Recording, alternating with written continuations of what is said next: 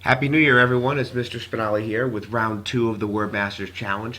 Today we're going to go over words 1 through 14.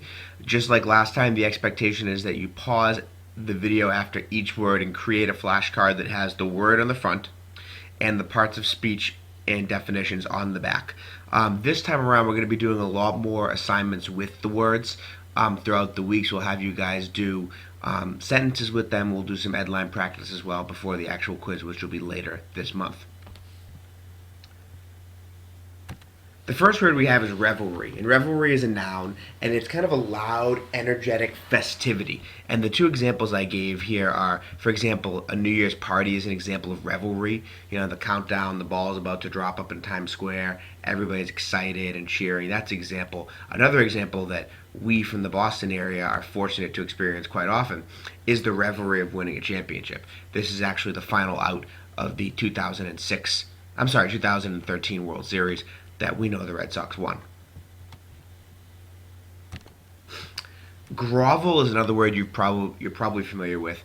And for example, if you're in trouble with your parents, you might do this every now and then. You have a bad progress report. You don't want to get grounded for the weekend. There might be some groveling involved.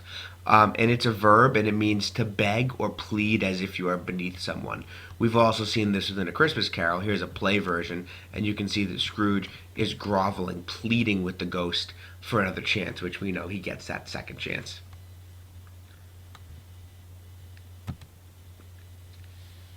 Translucent. Translucent is an adjective that can be used three different ways. The first is allowing light to pass through in a way that makes objects on the opposite side not clearly visible. So, for example, in this, a light does pass through this wall here, but you can't clearly make out who's on the other side except for just the shadow. Um, it also means easy to understand, and the example that I gave was a translucent explanation. For example, in officiating, we're often taught and encouraged to be really clear and really direct and really to the point. And we want to be able to make sure, like in this situation right here where the coach is talking to the official, that we're giving them a translucent explanation of the call or the interpretation of whatever happened in that play.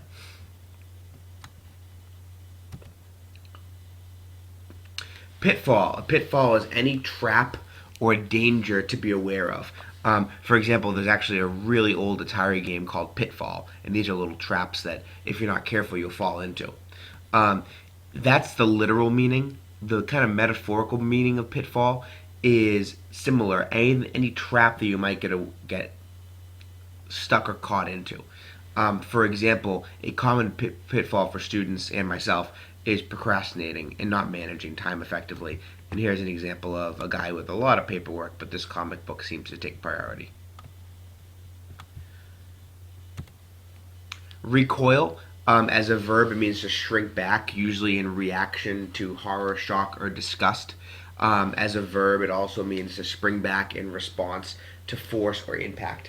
For an example, a shotgun automatically recoils, and if you're ever watching a movie, if someone fires a shotgun, they tend to recoil and shoot back as well after firing. Snakes often recoil. That's kind of how they hide, where they shrink back and they wrap themselves up within themselves. Incessant. Incessant means continuing without interruption or unending. It usually has a negative kind of feel to it. For example, I gave incessant whining.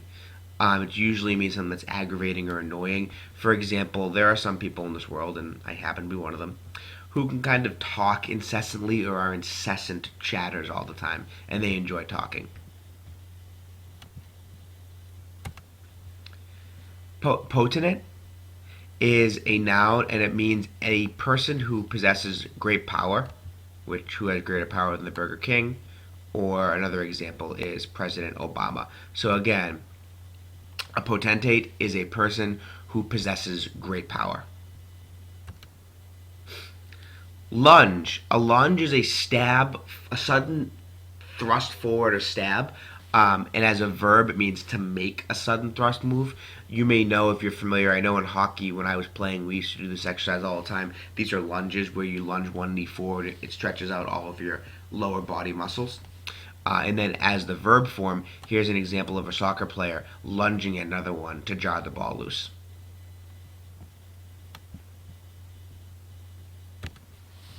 Auxiliary, there are three different definitions, two adjectives and a noun. The noun version is a person or a thing that gives aid or support of any kind, a helper.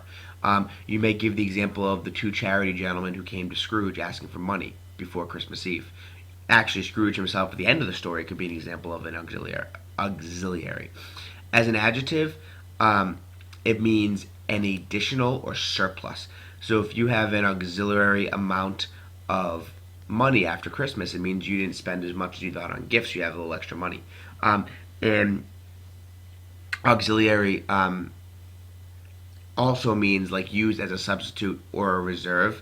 For example, if you have a backup generator, that's an example of how you might use that word there.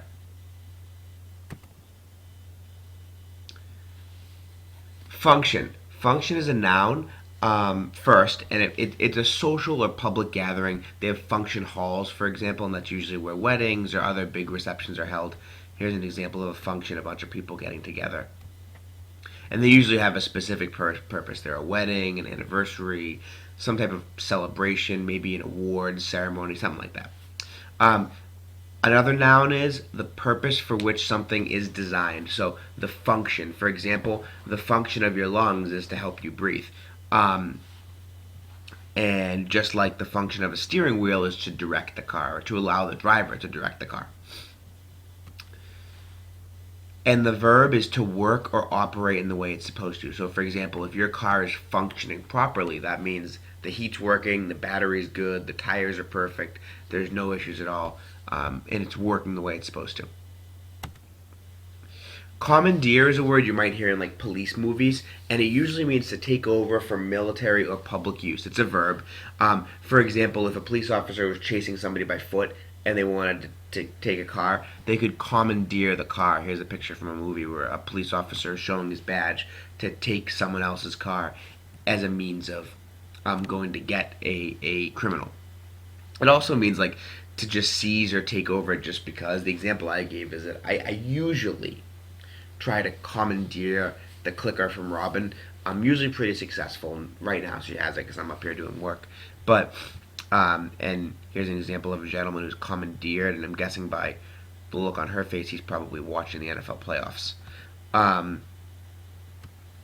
And so you may use it as like I commandeer my brother's video game console when I want to play, or I take away my sister's iPhone when I want to play Candy Crush, something like that. That's how it's meant to be there. It's almost like think commandeer, think to take over.